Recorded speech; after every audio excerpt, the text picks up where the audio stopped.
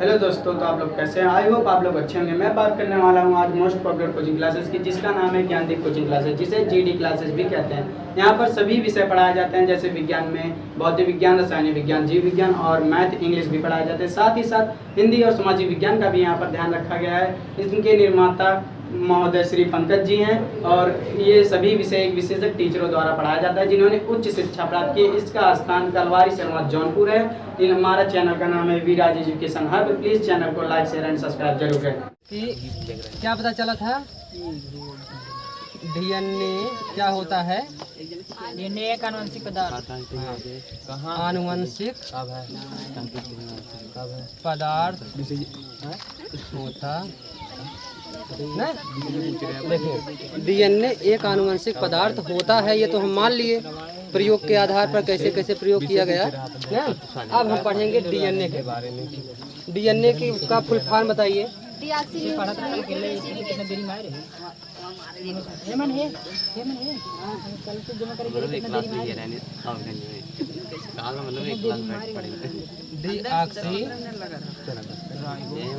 Ribo nucleic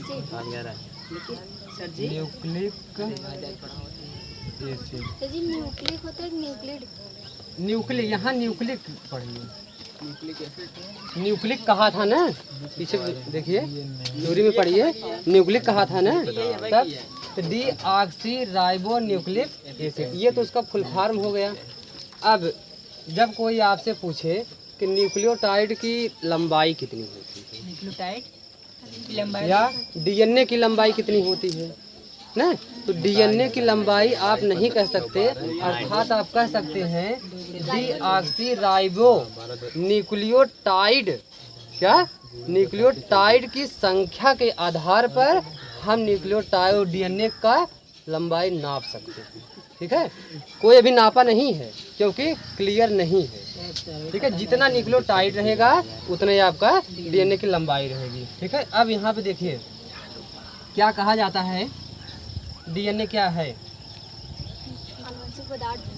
आनुवंशिक पदार्थ तो है। अब देखिए क्या होता है। अब यहीं से आपको तोड़ना सीखना होगा कि डीएनए क्या क्या होता है, किससे किस तरह मिल करके बना होता है और इसमें क्या क्या पाया जाता है। अगर यहीं पे पूरा आप तोड़ करके सीख लिए तो कभी भूलेगा नहीं। देखिए, डीएनए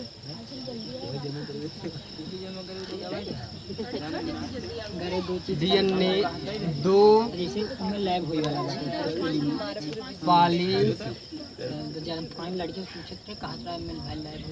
न्यूक्लियोटाइड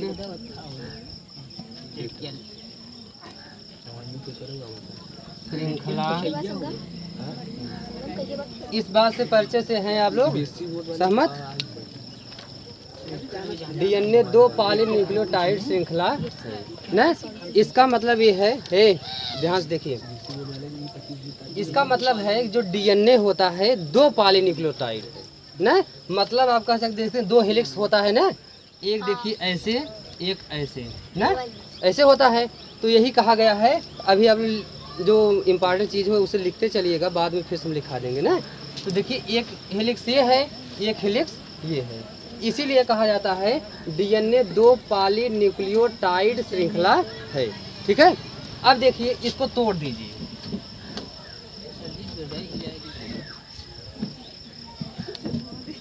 देखिए, अब इसी शब्द को आप तोड़ दीजिए। देखिए, डीएनए मीन्स क्या होता है? डीएनए ही होता है ना। दो मीन्स क्या होता है? दो होता है। पॉली मीन्स क्या होता है? दो ही होता है, अनेक होता है ना। न्यूक्लियोटाइड मीन्स क्या होता है? ये आपका न्यूक्लियोटाइड ही है। श्रृंखला मीन्स क्या होती है? जो चैन होती है, श्रृंखला होती है, अर्थात श्रृंखला के ही बारे में जान लीजिए। देखिए, इन शब्द को आप तोड़ दिए। क्या? डीएनए दो अनेक न्यूक्लियोटाइड श्रृंखला ना। शब्द कुछ अटपटा लग रहा है, लेकिन अब परिभाषा बनाइए। क्या? डीएनए दो, ये पॉली मीन्स अनेक, न्यूक्लियोटाइड श्रृंखला अर्थात कि अनेक न्यूक्लियोटाइड मिल करके दो श्रृंखला का निर्माण करते हैं, जिसे हम क्या कहते हैं, डीएनए कहते हैं। क्या बात समझ में आई ना? देखिए कि डीएनए न्यूक्लियोटाइड, ऐसे ऐसे पकड़िए कि डीएनए क्या होता है, न्यूक्लियोटाइड की अनेक मीन्स यानी कह रहा है कि जो न्यूक्लियोटाइड होता है, अनेक मीन्स बहुत सारे न्यूक्लियोटाइड ना, अनेक मतलब अनेक न्यूक्लियोटाइड मिल करके दो श्रृंखला बनाते हैं, जिसे हम क्या कहते हैं, डीएनए कहते हैं। ये आपका नॉर्मल है, अगर इसी से आप तोड़ देंगे तो पूरा का पूरा टूट जाएगा ना। कि जो डीएनए बना है किससे मिलकर बना है, न्यूक्लियोटाइड से मिलकर बना है। कितने न्यूक्लियोटाइड से मिलकर बना है, अनेक न्यूक्लियोटाइड से मिलकर बना है। और कितनी श्रृंखला होती है, 2 श्रृंखला। ये बात समझ में आई ना? इतना आप इसको समझ लीजिए। अब देखिए डीएनए में, हाँ बोलिए। डीएनए पूरा 2 से अधिक न्यूक्लियोटाइड श्रृंखला के बने होते हैं, इसको ऐसे वो तो परिभाषा है ना, वो तो परिभाषा। अब आप तो कहते हैं ना डीएनए 2 पॉलीन्यूक्लियोटाइड श्रृंखला होती है ना, यही कहते हैं। श्रृंखलाओं से बनी हो तो कोई दिक्कत नहीं है, लेकिन बस ये चाहिए कि न्यूक्लियोटाइड, यही न्यूक्लियोटाइड ही होता है जो डीएनए का निर्माण करता है ना। कहने का मतलब यही है कि अगर न्यूक्लियोटाइड न होता तो डीएनए का निर्माण न होता। ठीक है, अब देखिए जब इतना आप जान चुके हैं, अब हम देखते हैं क्या न्यूक्लियोटाइड क्या होता है। क्या न्यूक्लियोटाइड क्या होता है, देखिए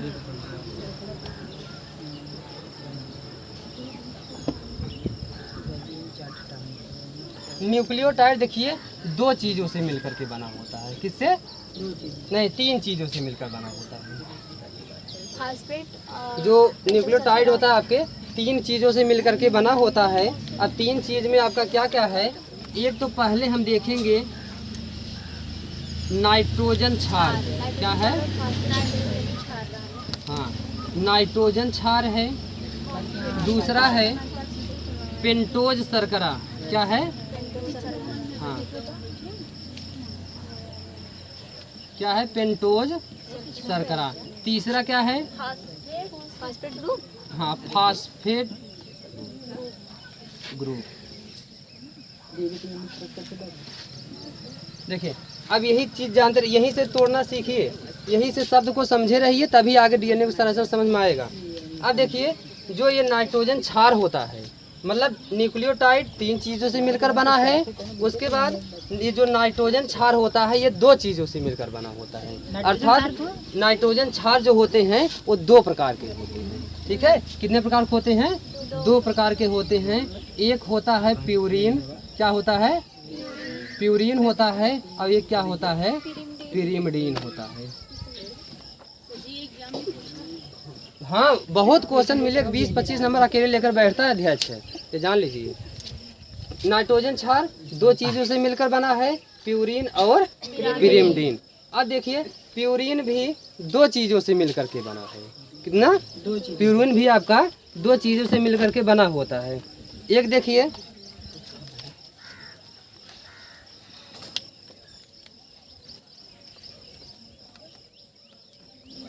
एडेनिन होता है। क्या होता है? एडेनिन होता है। और एक आपका क्या होता है? गुआनिन होता है। क्या? हाँ, गुआनिन, या आप बुक में देखेंगे तो ऐसे लिखा होगा गुआनिन। क्या? ज्ञान, इससे आप कंफ्यूजन मत होइएगा। ठीक है, गुआनिन। जो बचता है पिरिमिडीन, ये नाइट्रोजन क्षार ही है, सब जितने हैं ये सब नाइट्रोजन बेस हैं। अब देखिए पिरिमिडीन भी आपका 3 चीज़ों से मिलकर के बना है। कितना? 3 चीज़ों से मिलकर बना है। इसमें कौन कौन से? इसमें जो छूटा है अब वही लिख दीजिए। देखिए एक थायमीन होता है, थायमीन होता है, साइटोसिन होता है, एक होता है गुआनिन हो गया ना, थायमीन होता, रुक रहिए, यूरेसिल होता है। साइटोसिन को यूरेसिल, उसको थायमीन को यूरेसिल बोलते हैं क्या? नहीं, अभी बताएंगे क्या अंतर है। देखिए प्यूरीन 2 चीज़ों से मिलकर बना है, एडेनिन और गुआनिन। और पिरिमिडीन कितने चीज़ों से मिलकर बना है? 3 चीज़ों से मिलकर बना है, थायमीन, साइटोसिन और यूरेसिल। अब ये पेंटोज शर्करा का मतलब है कि पेंटोज शर्करा में इतना जानते अभी दिखा रहे हैं कि इसमें पेंटोज शर्करा का मतलब देखिए पेंट बोला जा रहा है। केमिस्ट्री में आप पढ़े पेंट, पेंट मीन्स क्या होता है? 5। क्या होता है? Paint means 5। अब यहाँ पे शर्करा इसमें जो होता है कि इसमें अर्थात पा सकते हैं कि 5 कार्बन आपको मिलेंगे। कितने कार्बन?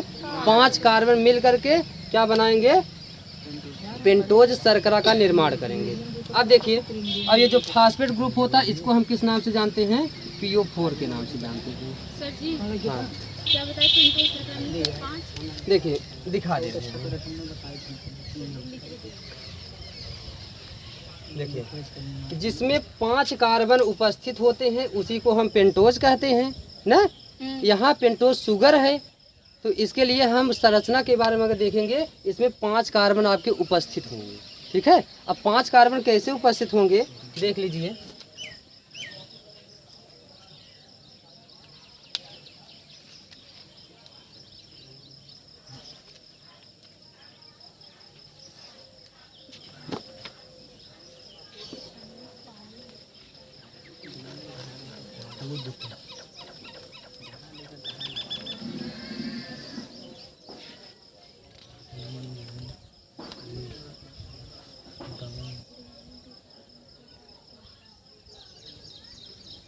ये देख रहे हो ना ये संरचना।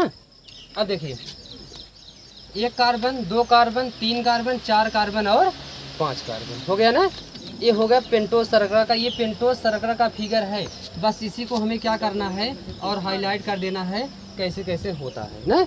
ये आपकी पेंटोज शर्करा, सिर्फ शर्करा क्या है? पेंटोज की फिगर है। ये 5 कार्बन उपस्थित है, 5 कार्बनी संरचना है, इसी को हम बोलते हैं पेंटोज शर्करा। ठीक है, अब देखिए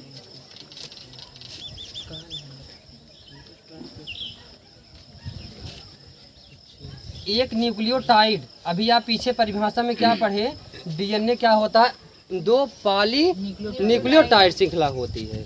पॉली में अनेक होता है, यानी अनेक श्रृंखला होती है जो न्यूक्लियोटाइड से बना होता है। अब देखिए ये आपका संरचना हम दिखा रहे हैं इसमें। ठीक है, ये संरचना देख लीजिए।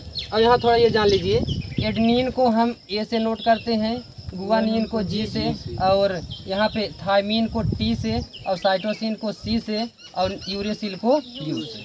ये 5 चीज़ पकड़े रहिए। और एक चीज़ और जान लीजिए कि चाहे डीएनए हो चाहे आरएनए हो, इसको भी ध्यान दीजिएगा।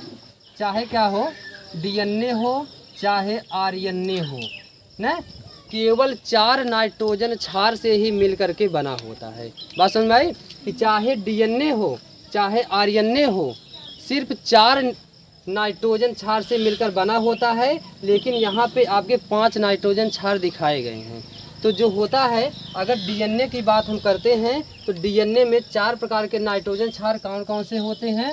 एक एडेनिन होता है, एक थायमीन होता है, एक गुआनिन होता है, एक साइटोसिन होता है ना। और जो आपका आरएनए होता है इसमें क्या होता है कि एक एडेनिन होता है, यहाँ टी के स्थान पर क्या हो जाएगा? यूरेसिल हो जाएगा, और जी वही रहेगा, सी वही रहेगा। ठीक है, बात समझ आई ना कि 4 नाइट्रोजन क्षार से मिलकर बना है। डीएनए में adenine, thymine, guanine, cytosine, RNA में एडेनिन, यूरेसिल, गुआनिन और साइटोसिन, ये 4 होते हैं। अब देखिए हम यहाँ पे ये देखते हैं न्यूक्लियोटाइड। क्या न्यूक्लियोटाइड? एक न्यूक्लियोटाइड किससे कैसे मिलकर के बना होता है। अब देखिए यहाँ पे देखिए हम जोड़ देते हैं क्या? नाइट्रोजन। क्या जोड़ देते हैं? नाइट्रोजन।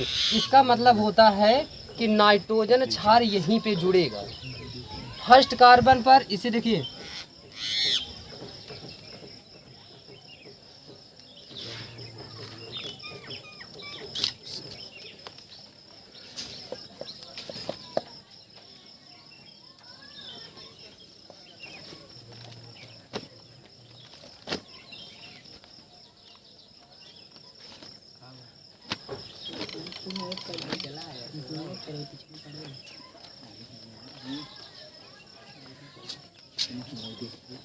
इसको चेंज कर दीजिए। यही है आपकी पेंटोज शर्करा। अब देखिए अब हम काउंट करेंगे। देखिए ये फर्स्ट कार्बन है, ये सेकंड कार्बन है, ये थर्ड कार्बन है, ये फोर्थ कार्बन है। अब 5वां कार्बन देखिए, अभी 4 कार्बन दिखाई दे रहा है ना। गिनती हम एक तरफ से करते हैं ना, 1 2 3 4। अभी 5वां छूट रहा है, तो 5वां को हम क्या कर देंगे यहाँ पे। देखिए वो नहीं है, उसी संरचना ही होती है उसकी। ठीक है, देखिए अब यहाँ पे क्या है कि यहाँ पे हम जोड़ेंगे CH2, अब यहाँ पे हम जोड़ेंगे PO4। देखिए PO4, ध्यान सुनिए, अब यहाँ पे हम लिख देंगे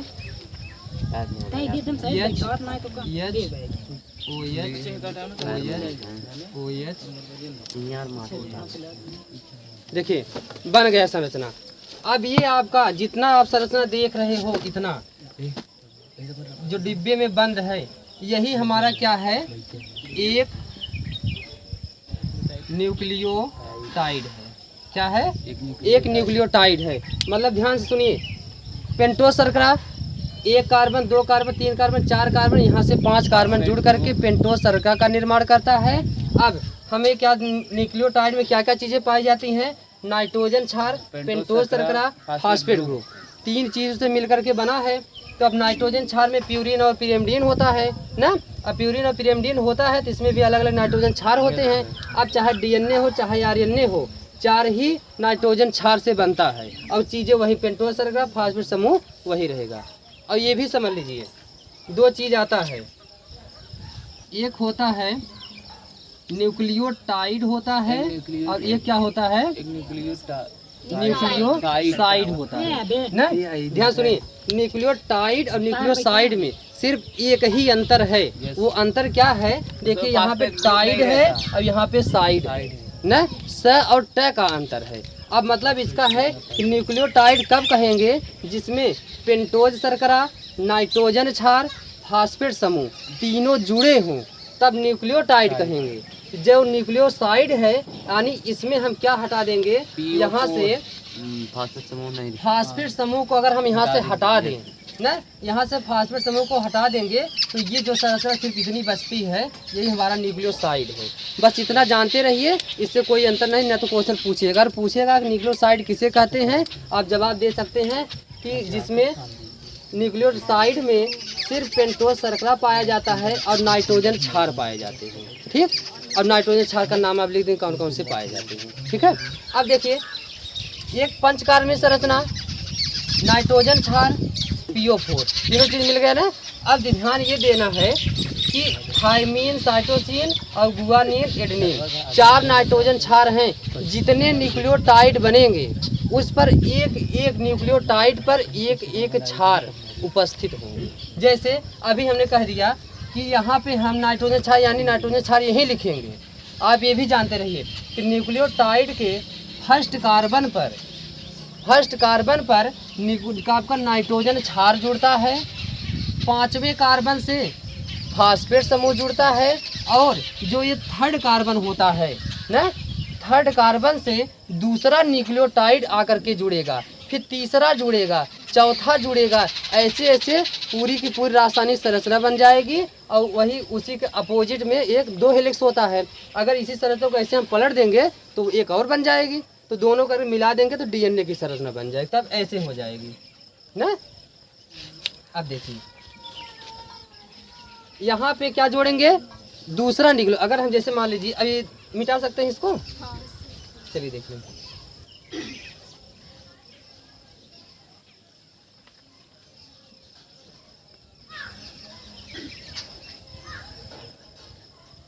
अब देखिए रासायनिक संरचना ऐसे बनेगी।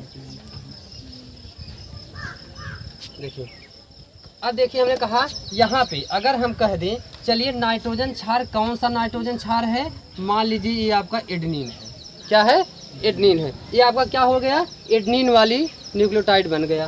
फिर हम दूसरे कार्बन जब आएंगे जोड़ेंगे तो ऐसे नीचे फिर दूसरा न्यूक्लियोटाइड बन जाएगा। देखिए यहाँ से तीसरा है, यहाँ से ऐसी संरचना जुड़ी है ना, तो हम क्या करेंगे, PO4 को रखेंगे ना। देखिए यहीं से जोड़ रहे हैं, PO4 को रखेंगे और PO4 से हम फिर बढ़ाएंगे, यहाँ CH2 है ना, तो फिर क्या लिखेंगे, CH2 लिखेंगे ना, CH2 लिखेंगे। उसके नीचे फिर हम क्या करेंगे, देखिए CH2 के नीचे ऐसे बांड बना हुआ है ना। अब यहीं से ऐसे निकल गया है, ऐसे ऐसे ऐसे फिर ऐसे मिल गया है, यही है ना, यही है संरचना। अब हम नाम लिख देंगे, यहाँ पे क्या था, OH था, यहाँ पे और यहाँ पे नाइट्रोजन क्षार था, यहाँ OH, यहाँ H, OH और H। तो जो ऊपर वाले में एडमिन जोड़े हैं क्या? देखिए जैसे आप इस स्थान पर क्या, हाँ इस स्थान पर फर्स्ट कार्बन पर एडेनिन को आप जोड़े हैं ना, जब दूसरा न्यूक्लियोटाइड हम बनाएंगे तो यहाँ नाइट्रोजन क्षार के स्थान पर कोई और रख दीजिए, जैसे हमने कहा कि साइटोसिन रख दीजिए ना। अब देखिए एक न्यूक्लियोटाइड बन गया, दो न्यूक्लियोटाइड बन गया, ऐसे तीसरा न्यूक्लियोटाइड आएगा जुड़ेगा, चौथा आएगा, पांचवा आएगा। साइटोसिन जोड़ेंगे यहाँ पे, हाँ जैसे ये साइटोसिन हम जोड़ दिए, वैसे और भी जोड़ सकते हैं। ऐसे और भी जोड़ते हुए चले जाएंगे। इसीलिए कहा जाता है कि न्यूक्लियोटाइड क्या है। जब हम कोई कहता है कि डीएनए की लंबाई कितनी है तो कैसे हम बताएं कि लंबाई कितनी है। न्यूक्लियोटाइड हम यही कहेंगे कि न्यूक्लियोटाइड की संख्या के आधार पर डीएनए की लंबाई का निर्धारण कर सकते हैं। जितना बड़ा न्यूक्लियोटाइड की संरचना रहेगी उतना बड़ा आपका क्या है, डीएनए की संरचना रहेगी। ठीक, इतना है। अब देखिए जैसे हम कार्बन यहाँ पे जोड़ दिए, फिर कोई तीसरा न्यूक्लियोटाइड आया, चलिए हम मान लेते हैं जोड़ देते हैं किसको, अभी दो चीज़ बचा है ना, थायमीन को जोड़ देते हैं ना। फिर तीसरा चौथा न्यूक्लियोटाइड आया, मान लीजिए गुआनिन को जोड़ दिए, ये चारों नाइट्रोजन क्षार हो गए हमारे एडजस्ट। तो ऐसे चार चार मिल करके क्या होते हैं, अनेक न्यूक्लियोटाइड की श्रृंखला बना देते हैं, जिससे एक रासायनिक संरचना बन जाती है। BF4 और CH2 के साथ जोड़ते हैं ना? हाँ, और ये भी आप जानते रहिए, ये अभी हमको बताएंगे कि जो प्यूरीन होता है, क्या प्यूरीन होता है और पिरिमिडीन होता है, क्या देखिए प्यूरीन बराबर पिरिमिडीन होता है, क्या प्यूरीन बराबर क्या होता है, पिरिमिडीन होता है। एक चीज इसको जानते रहिए, एक चीज इसको जानते रहिए कि जो नाइट्रोजन क्षार होते हैं ना, इसमें जो एडेनिन होता है, क्या एडेनिन होता है, वो हमेशा डबल बॉन्ड के साथ थायमीन से जुड़ता है ना, डबल हाइड्रोजन बॉन्ड के साथ थायमीन से जुड़ता है। लेकिन जो साइटोसिन होता है वो ट्रिपल बॉन्ड के साथ किससे जुड़ता है, गुआनिन से जुड़ता है। अपने दिमाग से एक कचरा और निकाल कर फेंक दीजिए। सुनिए यहीं पे, अगर बाई चांस कभी आपको ये नजर आ जाए कि थायमीन बराबर एडेनिन और गुआनिन बराबर ये साइटोसिन, तो ऐसे कंफ्यूजन नहीं होनी चाहिए कि चाहे इतना बराबर ये हो चाहे थायमीन बराबर ये हो। बस इतना जानते रहिए कि जो एडेनिन हमारा होता है हमेशा थायमीन से ही जुड़ेगा और साइटोसिन हमेशा गुआनिन से जुड़ेगा, और गुआनिन साइटोसिन से, साइटोसिन गुआनिन से। अगर इसके अपोजिट में अगर ये यहाँ पे एडेनिन आप रख देते हैं, ये इसको रिजेक्ट कर देता है कि जाइए हमारा दोस्त आप नहीं है ना, उसको रिजेक्ट कर देगा। वो यही कहेगा कि जब हमारा दोस्त आएगा साइटोसिन आएगा तभी हम उससे बांड बनाएंगे, अन्यथा बांड नहीं बनाएंगे। ठीक है, अब इतना जानते रहिए। दोस्त नहीं दुश्मन है, दुश्मन में दुश्मन नहीं बनाऊंगा तो बन गया, आगे बैठ गई तब भाई। ये पूरी की पूरी बात समझ में आ गई ना। अभी इसको मैं अभी हम बता रहे हैं क्या लिखना है। देखिए बात पूरी क्लियर है कि नहीं। यहाँ पे डीएनए कहाँ कहाँ से कैसे कैसे न्यूक्लियोटाइड बना है, अब क्या क्या चीज़ें पाई जाती हैं। एडेनिन हमेशा थायमीन के साथ जुड़ता है, थायमीन हमेशा एडेनिन के साथ, गुआनिन हमेशा साइटोसिन के साथ, साइटोसिन हमेशा गुआनिन के साथ। यही दो बांड आप बनाते रहे। देखिए आप देखे होंगे जब डीएनए की संरचना ऐसे बनती है, देखिए ना, जब डीएनए की संरचना ऐसे बनती है तो बीच बीच में ABCD ऐसे लिखा रहता है ना, तो ABCD कुछ और नहीं बल्कि एडेनिन, थायमीन, गुआनिन, साइटोसिन, बस यही दो ही चीज़ रहती हैं। चार चीज मतलब ऐसे ऐसे बना रहता है ना। अब ये मतलब ABCD पूरा जेड तक भरा हुआ है, सिर्फ ATGC adenine, thymine, guanine, cytosine, बस इतना ही रहता है। ठीक, अब पूरी बात क्लियर हो गई ना। अब हम आगे चलें, चलिए। तो जिसको बना ले नहीं बनाइएगा। अब हम संरचना बना रहे हैं कि डीएनए की रासायनिक संरचना। पूरी बात क्लियर हो रही है यहाँ पे ना। बोलिए कि न्यूक्लियोटाइड क्या है, न्यूक्लियोसाइड क्या है, नाइट्रोजन बेस क्या है, फास्फेट समूह क्या है और पेंटोज शर्करा क्या है। तो जरा अब हम देखिए रासायनिक संरचना को बना रहे हैं, थोड़ा देखिएगा। C बराबर A, ये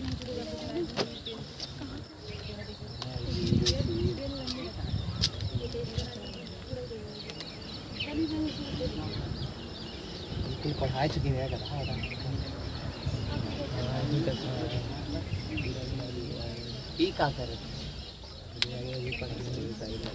देखिए जैसे हमने कहा था, जैसे हमने जोड़ रहा था ना, और जैसे मान लीजिए हमने कहा चलिए हम एडेनिन को यहाँ पे रख देते हैं ना। एडेनिन रखने के बाद हम क्या देखते हैं, एक न्यूक्लियोटाइड बना देते हैं, hydrogen hydrogen OH OH OH CH2 और क्या है CO4, ठीक है।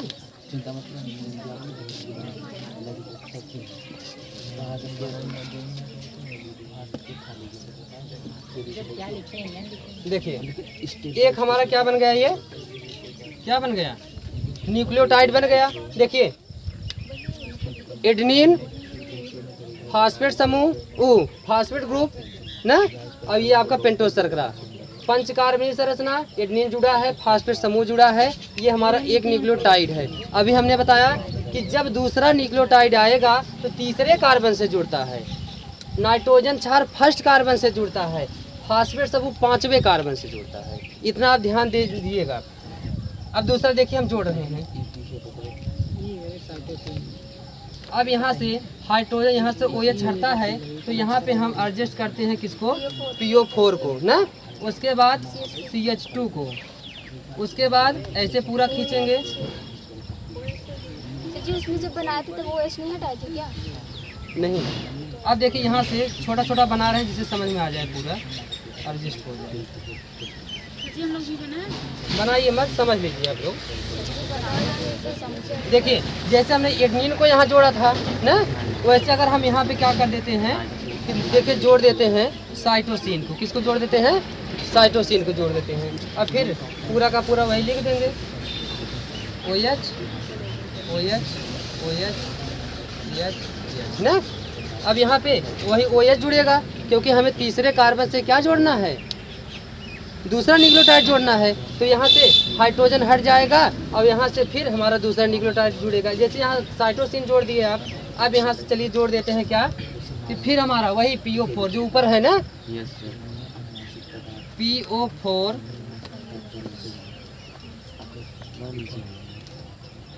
CH2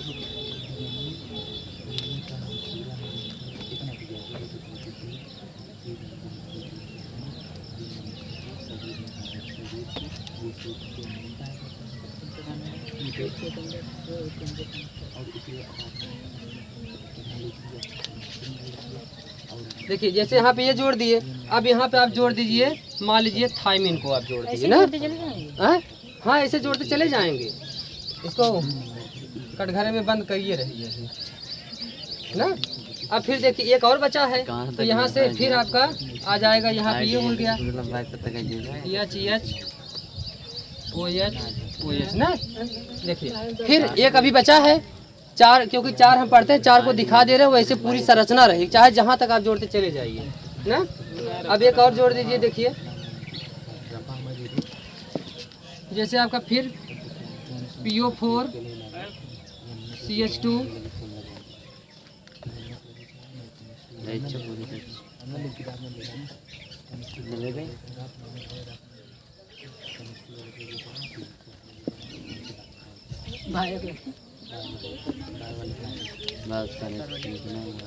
अब क्या बचा है, देखिए एडेनिन हो गया, साइटोसिन हो गया, थायमिन हो गया, एक बचा है और गुआनिन हो गया। चलिए मान लीजिए 4 नाइट्रोजन क्षार को हमने पकड़ लिया ना।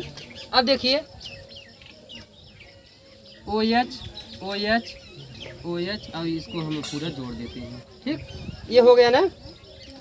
एक चीज़ और ध्यान दीजिएगा, PO4 यहाँ पे 5वां कार्बन से जुड़ा है तो 5 डैश होगा, और ये लास्ट में जा करके जहाँ ख़त्म हो रहा है 3 डैश पर ख़त्म होगा, क्योंकि तीसरे कार्बन से दूसरा न्यूक्लियोटाइड है, यानी कहीं तो इसका लास्ट होगा, और जहाँ पे लास्ट होगा तीसरे कार्बन ख़त्म होगा हमेशा ना। तो यहाँ से 5वें कार्बन 5 डैश से 3 डैश चलता है, और फिर वहाँ से 3 डैश से 5 डैश चलता है, उल्टा, क्योंकि इसी को आप जब अपोजिट पलट दोगे तो पूरी की पूरी बांड बन जाएगा।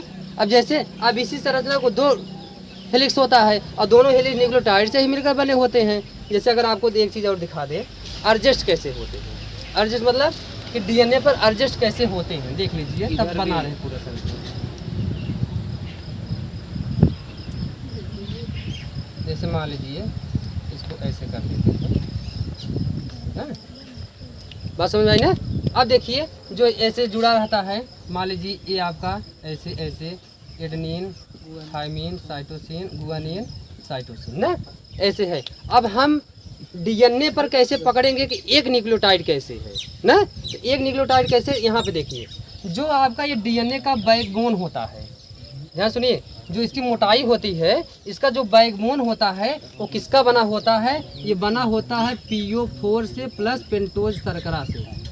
क्या ना, देखिए एक न्यूक्लियोटाइड किसको कहेंगे, जिसमें फास्फेट समूह हो, पेंटोज शर्करा हो, प्लस नाइट्रोजन क्षार हो। अर्थात हम अगर देखेंगे तो अगर यहाँ से पकड़ लेंगे कैसे कि यहाँ से पकड़ लेंगे, ये एक नाइट्रोजन क्षार को पकड़ लेंगे, ये ऐसे पकड़ करके ऐसे घुमा करके एडजस्ट कर देंगे, तो ये हमारा एक न्यूक्लियोटाइड हो गया ना। जितने ये सब नाइट्रोजन क्षार लगे हुए हैं, जो हरा कलर दिखाई दे रहा है ये नाइट्रोजन क्षार है, ये नाइट्रोजन क्षार है, ऐसे पूरा का पूरा नाइट्रोजन क्षार रहेगा। और इसी में जुड़ा हुआ ये जो इसका बैकबोन होता है ये वाला, अभी हम सजा देंगे अच्छे से, जब बनाएंगे संरचना ना अच्छे से सजा देंगे, तो ये हमारा बैकबोन हो गया। इसका बैकबोन किससे मिलकर बना होता है, पेंटोज शर्करा प्लस फास्फेट समूह से। इसमें जो ये तीर का निशान लगा हुआ है ये नाइट्रोजन क्षार होता है। जब हम कहेंगे कि एक न्यूक्लियोटाइड कहाँ पे है, तुरंत आप दिखा दीजिए, पेंटोज शर्करा प्लस फास्फेट समूह हो गया, एक नाइट्रोजन क्षार है, इसको हम ऐसे अगर बांध दें तो क्या हो जाएगा, एक न्यूक्लियोटाइड। ऐसे ऐसे ऐसे ऐसे पूरा न्यूक्लियोटाइड श्रृंखला पर ऐसे लगा लगा चला जाएगा जहाँ तक डीएनए की लंबाई होगी। ठीक,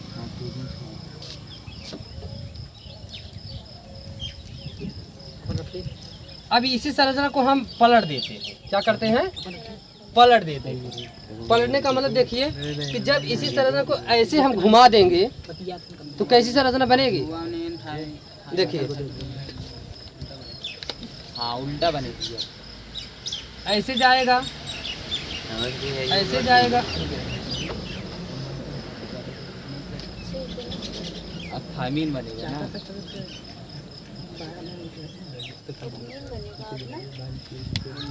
देखिए बात को समझिएगा, ये संरचना पलट गई ना, यस सर। इसी को आप उठा करके ऊपर कर दीजिए ना।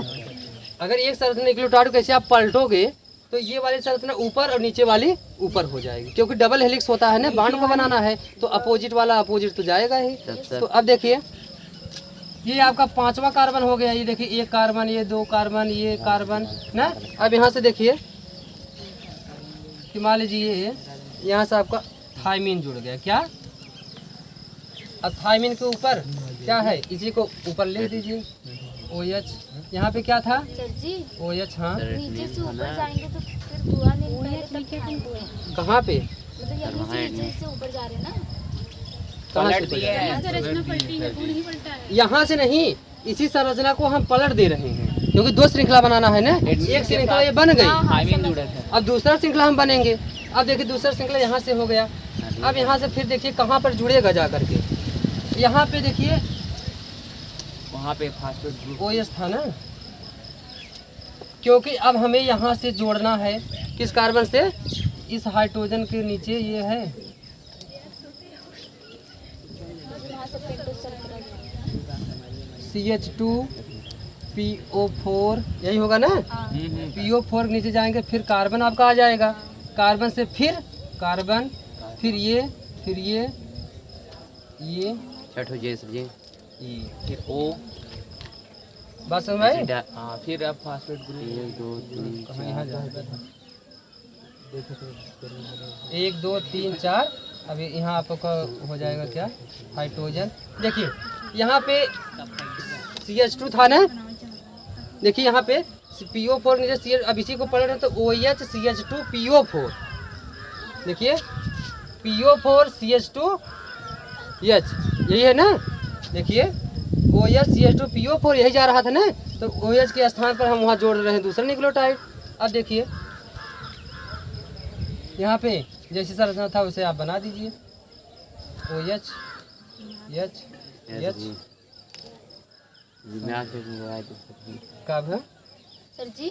हाँ लेकिन मतलब कि इसमें जब आप बना रहे थे हाँ। तो PO4 और CH2 के साथ एक मतलब OH जुड़ा है, लेकिन यहाँ से CH2 PO4 के साथ कार्बन जुड़ा है। कहाँ कार्बन जुड़ा है, कार्बन तो हम लिख दिए हैं ना। तो कार्बन श्रृंखला कहाँ पे? हर कोने कार्बन। हाँ हर ये जो देख रहे हो हर कोने पे है। यहाँ भी कार्बन, सब पर कार्बन है। अगर आपको नहीं समझ में आता इसको मिटा दीजिए, कोई दिक्कत नहीं है। बस इसको आप ऐसे मिला दीजिए। हम तो कार्बन श्रृंखला दिखा रहे थे।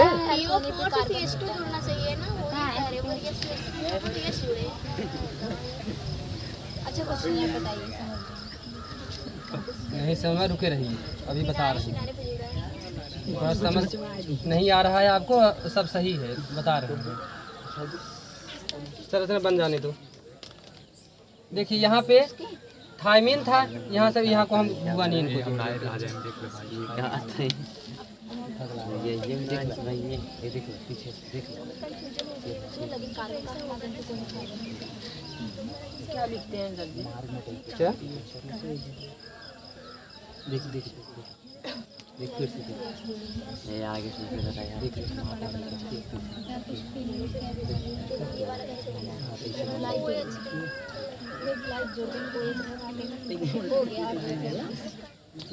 कहाँ दिक्कत हो रही बताओ? वहाँ भी OH होगा ना, बस जब कहीं कहीं OH ना लिख के बस H लिखे हैं। देखिए उस पर OH पर आप ज़्यादा ध्यान मत दीजिए, ये भी बता दे रहे हैं। वो आपको सिर्फ संरचना बनाया है ना, OH ज़्यादा ध्यान मत दीजिए। यहाँ पे लिख सकते हैं। कहाँ इधर उधर हो रहा है? अच्छा ये जो छूटा हुआ है, हाँ सर जी गड़बड़ा वो आधा जने सब बस ये लिख दिए होंगे। अरे हम सोई ग्रह का उमन उल्टा कह दिया, उमन सीधा। नीमू वाले मोजा चुरा है ना कहाँ पे? सर इधर वाले इधर वाले पे ये OH जोड़ दे, ये वाला। यस ये राम रे, जोड़ दे सर जी, जोड़ दे। अब ठीक बा, एकदम अब ब्यूटीफुल दिखात ना। राज तो तोरे को लोबे करत का कर पड़े चलावे। अरे हम थोड़ा दोहरा दिया और स्टॉप हो गया। लागत ना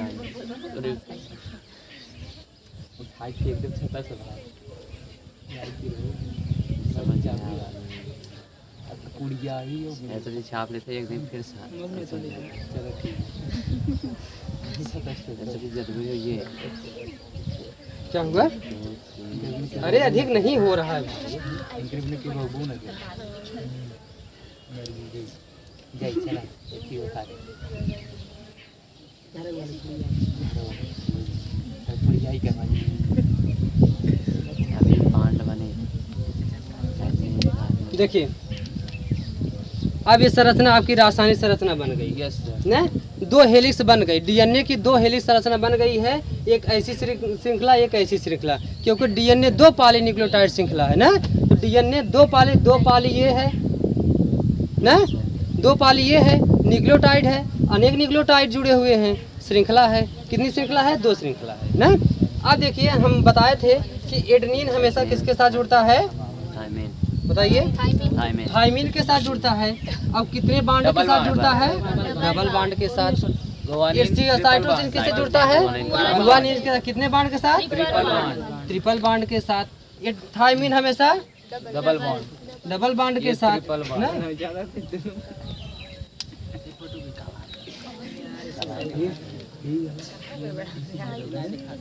अरे गड़बड़ नहीं है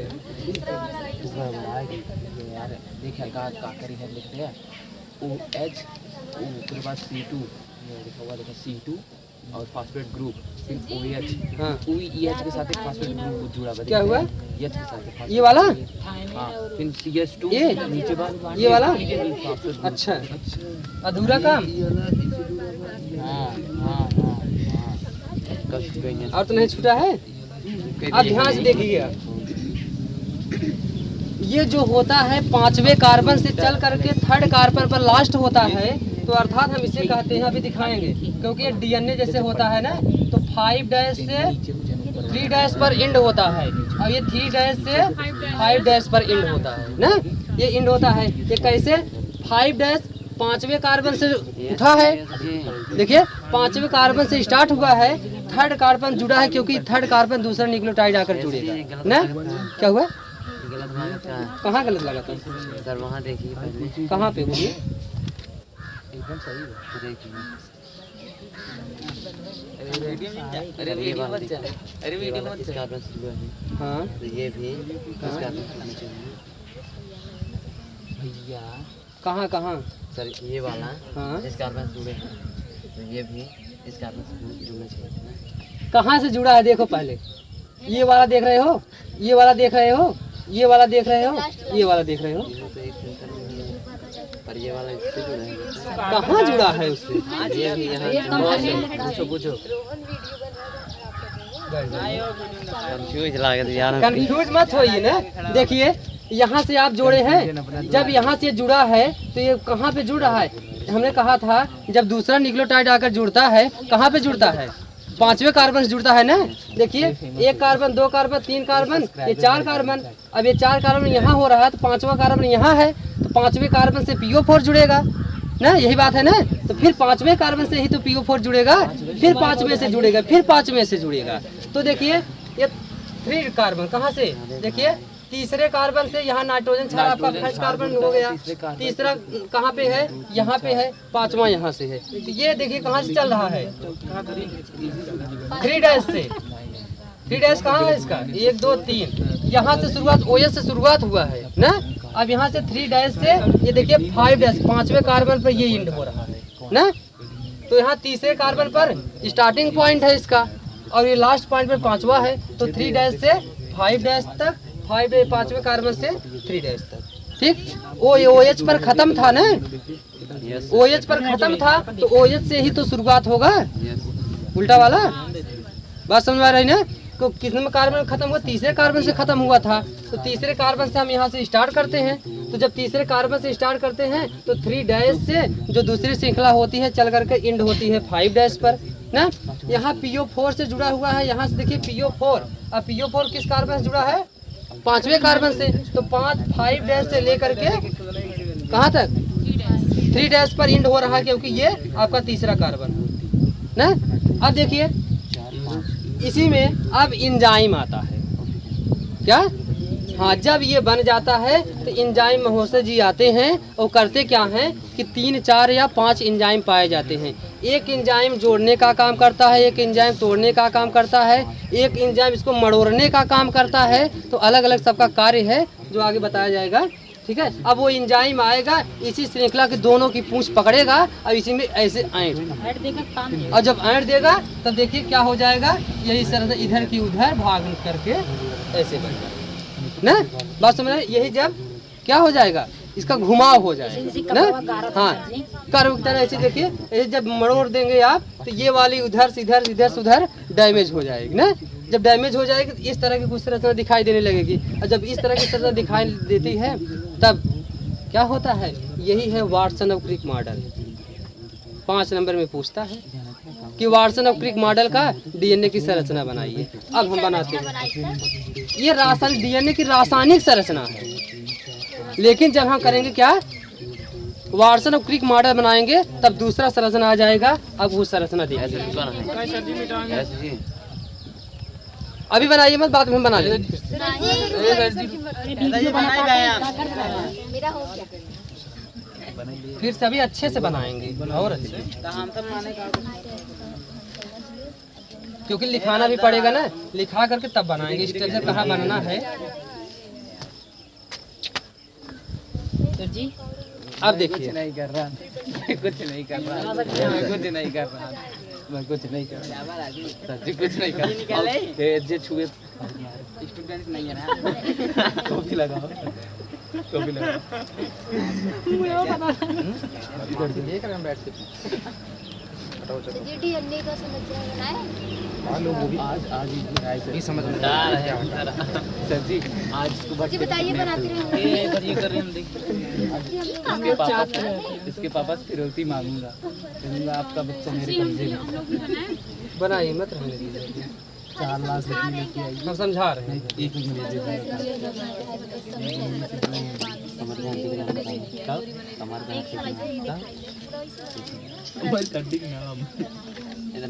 समर की नाम पता करना है। जाती हूँ मुझसे अब कमर की हड्डी की कमर कमर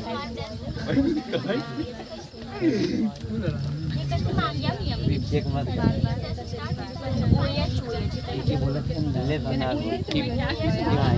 हिप्स ये दिखाई राज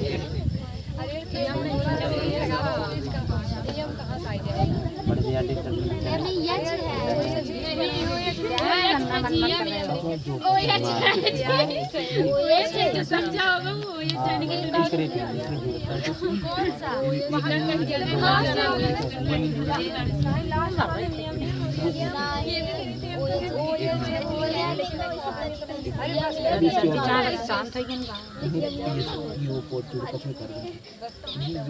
अभी के समय में इनके पास देखिए अगर समझ देखिए। तो काम हो जाएगा। यही डीएनए की संरचना आप लोग फिगर में बनाएंगे। अगर ऐसे आप बनाना सीख लेंगे तो जान लीजिए नंबर नहीं कटेगा, एक भी पॉइंट नहीं। यस सर, बहुत अच्छा बना। ठीक है, अब हम इसको सजाते हैं ना, सजाते हैं किससे, इतने अच्छे ढंग से। मान लेते हैं सोचो मत करिए कहीं। क्या हो गया यार। सर जी इसको बनाने के लिए नहीं बोले, अपने बना रहे हैं। रहने दीजिए। यार ये हमार बनाइए। इसमें झालर मोती लगा रहे हैं ना, जो नथुनी पहना हुआ है ना?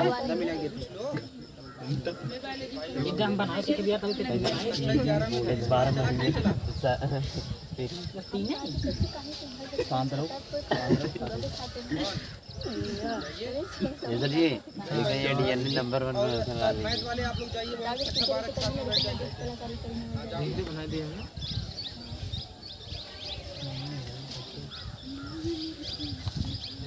देखिए कुछ सज रहा है। अब देखिए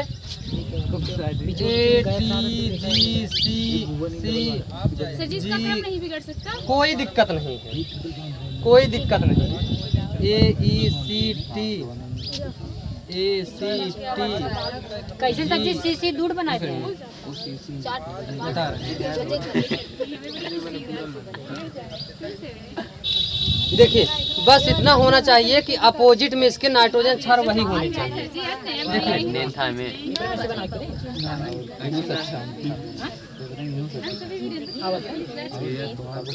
वो सर जी कैसे चाहते हैं देखिए चाहते हैं दीक्षा कह रहे हैं, भी कह रहे हैं जी बनाई हां बता बना से भी जीवन काम करके आई है। ये मार रखा हूं। देखिए इधर देखिए, देखिए झालर मोती लटक गया। ये कितने बाण जुड़ेगा? ये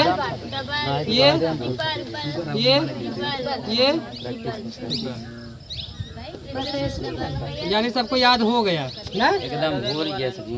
सर जी डायरेक्टरी में डबल तरी हाउ ट्रिपल बाटे तो डबल कैसे? हां ये पहले मेरी कर यार आज सर जी डबल हुए फिर ट्रिपल हुए फिर डबल। इससे कोई मतलब नहीं है, बस आपका नाइट्रोजन क्षार के आगे वही नाइट्रोजन क्षार होना चाहिए जिससे वो जुड़ता है। क्रम नहीं है कि हाँ एडनिन है, थायमीन है, साइटोसिन, गुआनिन है तो फिर वही क्रम रहेगा, कोई मतलब नहीं है। बस इसका नाइट्रोजन क्षार उसके अपोजिट में वही नाइट्रोजन क्षार होना चाहिए जो उसमें जुड़ता है। अब देखिए और सजा देते हैं इसको। P+S P+S P+S P+S P+S बता रहे हैं। P+S पेंटोस शर्करा P+S न देखिए सज रहा है ये झालर मोती के साथ। फूल माला चढ़ा शुगर छापे जाइए सर मिटा देना।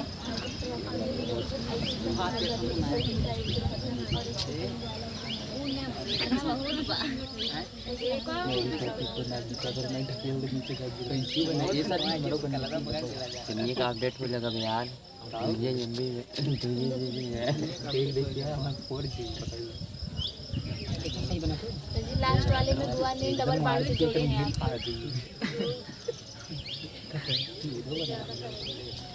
हो गया ना, बन गया। अब यहाँ पे हम इसके यही बताए थे ना कि 5 डैश से 3 डैश ये देखो कहाँ पे जा रहा है, ये 3' पे आकर के पहुँच गया 3' पर।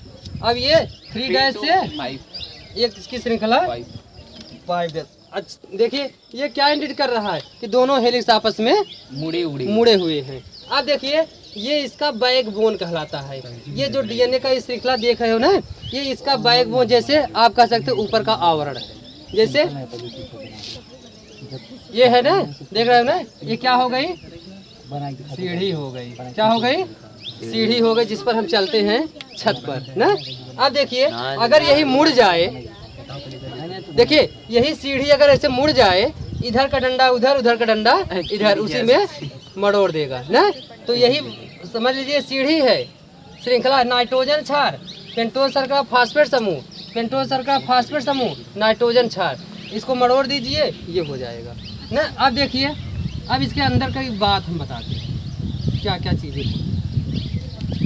जान लिए कि एक नाइट्रोजन क्षार हम किसको कहेंगे, जिसमें क्या कि पेंटोज शर्करा और प्लस फास्फेट समूह को, इसलिए शुगर से आप नोट करिएगा। क्या शुगर, पेंटोज शर्करा है, शुगर है, पेंटोज शर्करा को वहाँ जोड़ दीजिए, ये समूह से ग्रुप से जोड़ दीजिए, क्या फास्फेट ग्रुप है ना। तो एक ही समझिएगा कि पेंटोज शर्करा, अगर इसको हम मिला दें ऐसे ऐसे ऐसे ऐसे, एक न्यूक्लियोटाइड, फिर देखिए 2 न्यूक्लियोटाइड, जितने नाइट्रोजन क्षार होंगे उतने बैकबोन के साथ जुड़े होंगे, जितना नाइट्रोजन क्षार होगा उतना न्यूक्लियोटाइड होगा। अब देखिए तमाम प्रकार के हजारों न्यूक्लियोटाइड ऐसे बनते हुए चले जा रहे हैं। इसीलिए कहते हैं डीएनए की लंबाई निर्धारित नहीं है, जितना न्यूक्लियोटाइड की संख्या रहेगी उतना हमारा लंबा डीएनए रहेगा। ठीक, अब देखिए कुछ और जानते हैं इसका। देखिए अब पढ़ते हैं कि, और एक चीज सुन लीजिए, ये जो है ये और ये दोनों हेलिक्स कहीं एक स्थान पर मिलते नहीं। हमेशा ये सोचिए कि कहीं ऐसे जाते जाते कहीं एक स्थान पे इसके दोनों आपस में मिल जाते हैं, कभी नहीं मिलते ना। जब नहीं मिलते हैं तो किसी चीज़ का, अगर जैसे ये वृत्त है तो वृत्त को अगर हम ऐसे काट दें तो इसका क्या हो जाता है, ये व्यास होता है ना। त्रिज्या को वृत्त की आधी, त्रिज्या की आधी क्या व्यास होता है।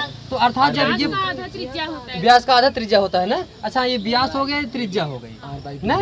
तो देखिए तो ये व्यास है ना, तो अगर हम नहीं मिलती यानी नहीं मिल रही है तो हम क्या कह सकते हैं कि ये डीएनए का क्या हो जाता है, व्यास हो जाता है। कितना होता है, 20 एंगस्ट्रॉम होता है। क्या होता है, 20 एंगस्ट्रॉम। डीएनए का जब व्यास पूछा जाए तो 20 एंगस्ट्रॉम, बैकबोन की मोटाई पूछी जाए तो 2 नैनोमीटर, कितना 2 एम, यानी इसका मतलब क्या होता है, हाँ 2 नैनोमीटर। अगर कोई पूछे, ये हो गया ना।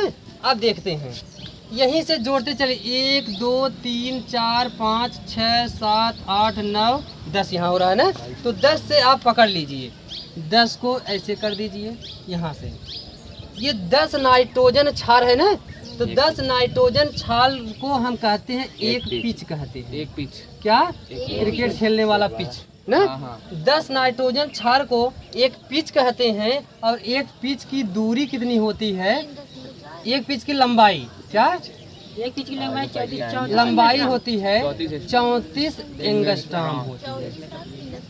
34 एंगस्ट्रॉम पहली बार बताया थे कि 3.4 नहीं, बता रहे हैं 10 नाइट्रोजन क्षार की जो लंबाई होती है एक पिच होती है। अब एक पिच की लंबाई कितनी होती है, 34 एंगस्ट्रॉम होती है। अब खुद सोचिए कि जब 10 नाइट्रोजन क्षार की दूरी 34 एंगस्ट्रॉम है तो किन्हीं एक नाइट्रोजन क्षार के या 2 नाइट्रोजन क्षार के बीच की दूरी क्या होगी, मतलब समझ रहे हो। देखिए यहाँ से ये दूरी, ये सब दूरी ये चले आइए यहाँ से, तो 10 नाइट्रोजन क्षार को अगर जोड़ लेंगे जिसके अंदर की जो लंबाई होगी तो कितना निकल जाए, 34 एंगस्ट्रॉम।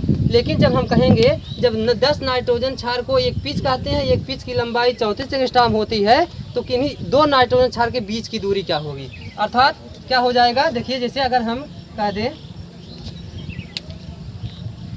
कि ये नाइट्रोजन क्षार, ये नाइट्रोजन, इनके बीच की दूरी क्या होती है ना, तो हम तुरंत क्या कर देते हैं, 34 में 10 का भाग दे देते हैं ना, तो कट जाएगा 3.4 आ जाएगा। तो हम क्या करेंगे, दो नाइट्रोजन क्षार के बीच की दूरी क्या हो जाएगी? 3.4 एंगस्ट्रॉम हो जाएगी। ठीक, बात समझ में आ गई ना? अब देखिए 10 नाइट्रोजन क्षार को एक पिच कहते हैं। एक पिच की लंबाई कितनी होती है, दूरी कितनी होती है? 34 एंगस्ट्रॉम। 2 नाइट्रोजन क्षार के बीच की दूरी 34 एंगस्ट्रॉम से भाग दे देंगे, 3.4 आ जाएगा ना। तो यानी 2 नाइट्रोजन क्षार के बीच की दूरी क्या होती है? 3.4 एंगस्ट्रॉम होती है। डीएनए के बैकबोन की मोटाई कितनी होती है? 2 नैनोमीटर होती है। और इसका व्यास कितना होता है? 20 एंगस्ट्रॉम होता है। बस यहीं से पूछे जाने वाले ये सब क्वेश्चन है। न्यूक्लियोटाइड क्या है? डीएनए में न्यूक्लियोटाइड कैसे व्यवस्थित होते हैं, इसकी लंबाई कितनी है, इनका व्यास कितना है, इनकी मोटाई कितनी है, सब कुछ एक तरफ से बता दिया गया है। और डीएनए की रासायनिक संरचना के विषय में बता दिया गया है, सब कुछ बता दिया गया। अब जिसको कोई कन्फ्यूजन हो तो पूछ सकते हैं। अभी ये किस संरचना के विषय में बताएंगे कि जब नाइट्रोजन क्षार ए जुड़ा रहता है तो उसे क्या कहते हैं? एडिनिलिक अम्ल कहते हैं। टी जुड़ा रहता है थाइमिलिक, या नहीं इसका नाम थोड़ा और है क्या? जैसे और जी गुआ एडिक कहते हैं। क्या गुआ निडिक कहते हैं ना, नाम चलिए बाद में बता देते हैं ना। वो तो अम्ल बता रहे हैं। हाँ, बस इतना आपका